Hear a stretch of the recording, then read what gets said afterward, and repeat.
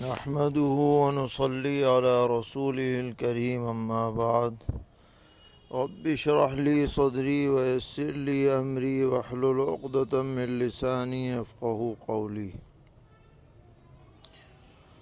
دینی رہنمائی کی مجلس نمبر 359 میں سبھی سامعین کی خدمت میں السلام علیکم ورحمۃ اللہ وبرکاتہ عرض ہے۔ آج کی مجلس کا پہلا سوال یہ ہے کہ ترقیاتی دور میں جہاں نئی نسل کو ایمانیات اور اسلامیات سے آگاہ کرانے کے لیے بہت سے نئے طریقے استعمال کیے جا رہے ہیں، وہیں چند افراد AI کا سہارا لے کر نئی نسل کو احادیث اور سیرت کے واقعات سمجھانے کا کام کر رہے ہیں، جس میں حضرات صحابہ کرام رضی اللہ تعالی عنہم حتیٰ کہ پیغمبر علیہ السلام کی فرضی اور خیالی تصاویر بھی بنائی جا رہی ہیں۔ کہیں پر تو آپ کا چہرہ انور دکھایا جاتا ہے اور کہیں اس کو دھندلا کر دیا جاتا ہے۔ تو دریافت طلب امر یہ ہے کہ اس طرح کی فلم سازی، ویڈیو سازی بنانا اور دیکھنا کیسا ہے؟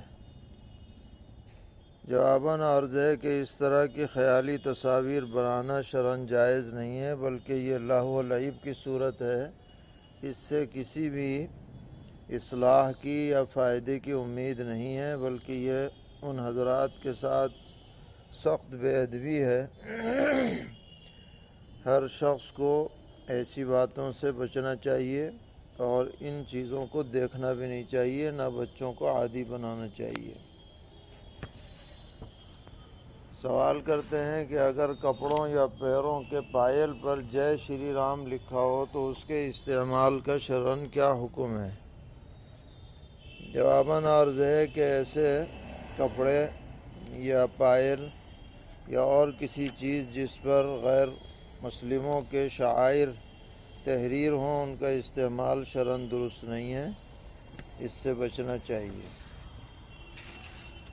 سوال ہے کہ بہت سی مساجد میں ریلنگ وغیرہ کے ذریعے سترہ بنا کر رکھتے ہیں، جس میں درمیان میں سریے لگائے جاتے ہیں، تو کیا اس طرح سترہ بنا سکتے ہیں یا نہیں، اور ان کے آگے سے گزرنے کا کیا حکم ہے؟ جواباً عرض ہے کہ اس طرح سے سترہ بنانے میں شرعاً کوئی حرج نہیں ہے، بس ان کی اونچائی کم سے کم 1 ذراع ہونی چاہیے، اس سے آگے سے گزر سکتے ہیں۔ سوال ہے کہ ہماری بلڈنگ میں ایک شخص نے احرام کی حالت میں خوشبو والے ہینڈ شاپ سے ہاتھ دھو لیے، تو ان پر کوئی جنایت لازم ہوگی یا نہیں؟ جواباً عرض ہے کہ ان پر صدقہ لازم ہے، 10-20 ریال صدقہ کر دیں۔ آئندہ احتیاط کریں، احرام کی حالت میں کوئی بھی خوشبو والا صابن استعمال نہ کریں۔ سوال ہے کہ حج کمیٹی میں کئی سال پہلے جو رقومات جمع کی گئی تھیں، اب ان میں سے کچھ حضرات کی وہ رقومات واپس آ رہی ہیں، کسی کے پاس 10,000، کسی کی 20,000۔ تو سوال یہ ہے کہ یہ رقم جو حج کے نام پر جمع کی تھی، اگر یہ واپس آ جائے تو اس کو ہم اپنے استعمال میں لے سکتے ہیں یا نہیں، یا اس کو صدقہ کرنا پڑے گا؟ جواباً عرض ہے کہ یہ آپ ہی کی رقم ہے جو واپس آ رہی ہے، آپ اپنے استعمال میں لے سکتے ہیں، اس کا صدقہ کرنا کوئی ضروری نہیں ہے۔ سوال ہے کہ احرام کی حالت میں مستورات چوٹی باندھ سکتی ہیں یا نہیں؟ جواباً عرض ہے کہ جی ہاں، چوٹی باندھ سکتی ہیں، بس اس کا خیال رہے کہ بال نہ ٹوٹیں۔ سوال ہے کہ ایک شخص کو پیشاب کے قطروں کی بیماری ہے اور وہ نماز کی ادائیگی کے وقت میں اپنے آپ کو کنٹرول کر سکتا ہے، لیکن طواف کے پورے دورانیے میں کنٹرول کرنا مشکل ہے۔ مطاف میں پہنچنے سے پہلے اور کبھی 1-2 چکر کے بعد اس کو تقاضا ہونے لگتا ہے، تو یہ طواف کے معاملے میں معذور کے حکم میں ہوگا یا نہیں؟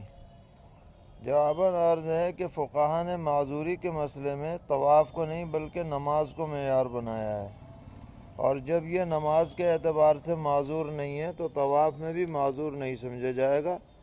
اب جب اس کو تقاضا ہو تو وہ پیشاب کرے، پھر وضو کرے، پھر اپنا مابقیہ طواف پورا کرے، چاہے کئی مرتبہ ایسا کرنا پڑے۔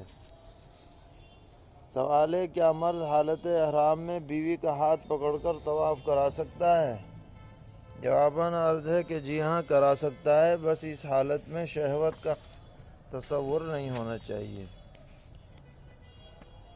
سوال ہے کہ اگر 4 لوگ مسجد عائشہ احرام باندھنے کے لیے گئے، ان میں سے 3 لوگوں نے تو واپسی میں احرام کی نیت کی اور ایک نے نہیں کی، تو کیا اس شخص پر بھی عمرہ کرنا ضروری ہے؟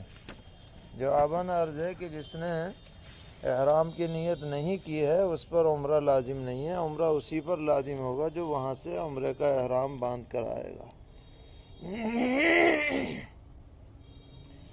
سوال ہے کہ اگر کوئی عورت ایسے وقت میں پاک ہوئی کہ وہ غسل کر کے طواف زیارت کے کم از کم 4 چکر 12 تاریخ کے غروب سے پہلے لگا سکتی ہے، لیکن وہ اس وقت مینا میں تھی اور وہ جب وہاں سے چلی تو بیچ میں بھیڑ اور ازدحام کی وجہ سے غروب سے پہلے تک نہیں پہنچ پائی، تو کیا اس پر دم تاخیر لازم ہوگا یا نہیں؟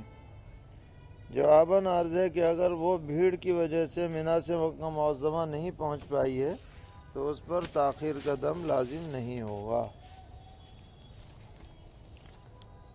سوال ہے کہ حقر احرام کی حالت میں ہے، میں چاہ رہا ہوں کہ آج جمعرات کا دن ہے، مغرب کی نماز کے بعد عمرہ کروں تاکہ شب جمعہ کی فضیلت حاصل ہو جائے، تو کیا میں مغرب تک نفلی طواف کر سکتا ہوں؟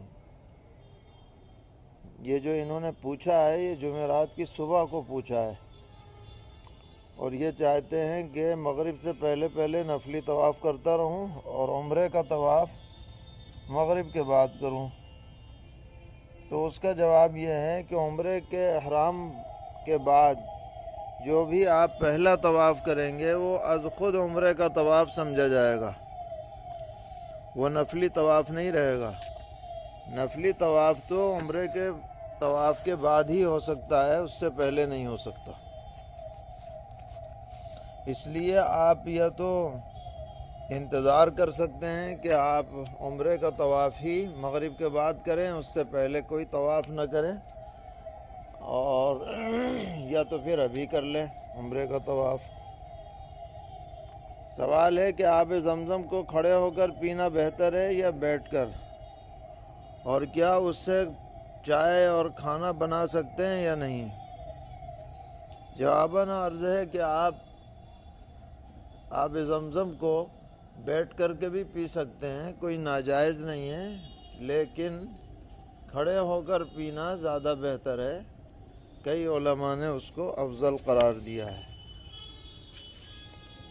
سوال ہے کہ ایک حاجی صاحب مدینہ منورہ سے احرام باندھ کر آئے عمرے کا، لیکن جب وہ مطاب میں پہنچے تو طواف کرنے کی ہمت نہ کر سکے، انہوں نے اپنی بیوی سے کہا تم میری جانب سے طواف کر لو، چنانچہ بیوی نے اپنے طواف کے ساتھ شوہر کا طواف بھی کیا۔ اس دوران وہ حاجی صاحب ایک طرف بیٹھے رہے، اس کے بعد جب بیوی فارغ ہو گئیں تو صفا مروہ کی سعی ان صاحب نے ویل چیئر پہ کی اور کمرے پر جا کر احرام کھول دیا اور سلے ہوئے کپڑے پہن لیے، تو ان کے بارے میں کیا حکم ہے؟ کیا ان کا عمرہ ادا ہوا یا نہیں، یا دم واجب ہے؟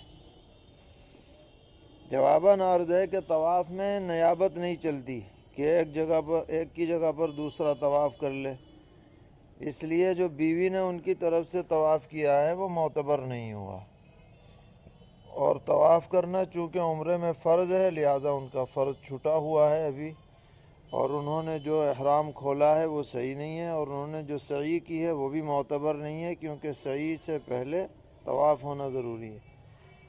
اب انہیں چاہیے کہ وہ پہلے طواف کریں، پھر سعی کریں، پھر حلق کریں، اور انہوں نے جو خلاف ورزی کی ہے احرام کی اس پر ایک دم بھی ان پر لازم ہے، ابھی وہ احرام سے باہر نہیں ہوئے ہیں شرعاً۔ سوال ہے کہ حرم میں ایک نماز کا ثواب 1,00,000 نمازوں کے ثواب کے برابر ہے، تو یہ صرف امام حرم کے پیچھے نماز پڑھنے کی فضیلت ہے یا مکہ معظمہ میں کسی مسجد میں بھی پڑھیں گے تب بھی فضیلت حاصل ہو جائے گی؟ جواباً عرض ہے کہ اکثر علماء کے نزدیک پورے حرم میں 1,00,000 گنا ثواب ہے، البتہ حرم شریف یعنی مسجد حرام کی فضیلت اور زیادہ ہے، لہذا کوشش کرنی چاہیے کہ حرم شریف تک پہنچیں، نہ ہو تو پھر جہاں ہوں وہیں پڑھ لیں۔ سوال ہے کہ فارم بھرنے کے اعتبار سے حج میں 4 لوگوں کا ایک گروپ بنا ہوا تھا، جس میں ایک 65 سالہ حجن ہے جن کے ساتھ پہلے ان کے شوہر کا نام تھا، لیکن شوہر کی طبیعت خراب ہونے کی وجہ سے ان کی جگہ ان کے بیٹے کا نام درج کر لیا گیا، لیکن اب ان کے شوہر کا انتقال ہو گیا ہے اور حجن عدت میں ہے۔ صورتحال یہ ہے کہ اگر وہ نہیں جاتی ہیں تو گروپ کے دیگر لوگوں کا حج بھی کینسل ہو سکتا ہے اور رقم بھی واپسی بہت مختصر ملے گی، تو کیا وہ عورت عدت کے دوران حج کا سفر کر سکتی ہیں؟ جواباً عرض ہے کہ عدت کے دوران سفر حج ان کے لیے درست نہیں ہے، اگر جائیں گی تو گناہ ہوگا۔ سوال ہے کہ ایک شخص نے عمرے کا طواف عصر کی نماز کے بعد کیا، اب جو 2 رکعت واجب الطواف پڑھنی ہے اس کو مغرب کے بعد پڑھا جائے گا۔ سوال یہ ہے کہ کیا وہ اس درمیان میں نفلی طواف کر سکتے ہیں؟ جواباً عرض ہے کہ جی ہاں، نفلی طواف کر سکتے ہیں، اور سب کی جو نمازیں ہیں وہ مغرب کے بعد پڑھ لیں، اس میں کوئی جنایت لازم نہیں ہوگی۔ سوال ہے کہ بہت سے حجاج معلوم کر رہے ہیں کہ مسجد قباء میں نماز پڑھنے کا ثواب ایک عمرے کے برابر ہے، اب اگر آج ہم نے جا کر پہلے 2 رکعت پڑھی پھر 4 پڑھی تو کیا ایک نشست میں جتنی رکعت پڑھیں گے اس میں ایک ہی عمرے کا ثواب ملے گا، یا جتنی مرتبہ 2 رکعت پڑھیں گے اتنے ہی عمروں کا ثواب ملتا رہے گا؟ یا اگر ہم مثلاً 2 رکعت پڑھ کر مسجد جمعہ وغیرہ یا کسی اور جگہ چلے گئے، پھر واپسی پر مسجد قباء میں نماز پڑھ لی تو کیا دوبارہ ایک عمرے کا ثواب ملے گا، یا ایک دن میں جتنی مرتبہ پڑھیں گے ایک ہی عمرے کا ثواب ہوگا؟ وضاحت فرمائیں۔ جواباً عرض ہے کہ بعض روایات میں صراحت ہے کہ قیام گاہ سے باوضو مسجد قباء جا کر کم از کم 2 رکعت پڑھنے پر عمرے کا ثواب ہے۔ اس سے یہ پتہ چلتا ہے کہ ایک مرتبہ جانے میں ایک عمرے کا ثواب ملے گا، چاہے 2 پڑھیں یا 4 پڑھیں یا اور زیادہ پڑھیں، اور اگر کئی مرتبہ گئے تو ہر مرتبہ میں عمرے کا ثواب ملے گا، اس میں دن کی کوئی قید نہیں ہے۔ بہرحال جب بھی آپ بالقصد مسجد قباء جائیں گے تو انشاءاللہ عمرے کا ثواب ملے گا۔ سوال ہے کہ ریاض الجنہ میں ہمارا نمبر عصر کے فوراً بعد آیا ہے، تو اس وقت ہم نوافل پڑھیں یا قضاء عمری پڑھیں؟ جواباً عرض ہے کہ جب تک سورج زرد نہ ہو جائے آپ قضاء عمری پڑھ سکتے ہیں، لیکن نفل پڑھنا اس وقت مکروہ ہے۔ اگر قضاء عمری نہ پڑھیں تو بس دعا میں مشغول رہیں، نفل نہ پڑھیں۔ سوال ہے کہ ایک حجن صاحبہ کو احرام کی حالت میں ہونٹوں میں خشکی محسوس ہو رہی ہے، تو کیا اس پر واسلین یا کوئی دوسری کریم لگا سکتی ہیں؟ جواباً عرض ہے کہ ہاں، ہونٹوں پر بلا خوشبو والی واسلین لگا سکتی ہیں، خوشبو والی نہ لگائیں۔ سوال ہے کہ ہم جس گھر میں رہ رہے ہیں وہ میرے اور شوہر کے درمیان جوائنٹ پراپرٹی ہے، گھر خریدتے وقت دونوں کے دستخط لیے گئے تھے، تو کیا یہ گھر میرے شوہر کے انتقال کے بعد 100% میرا ہی رہے گا یا اس میں اور کسی کا بھی حق ہے؟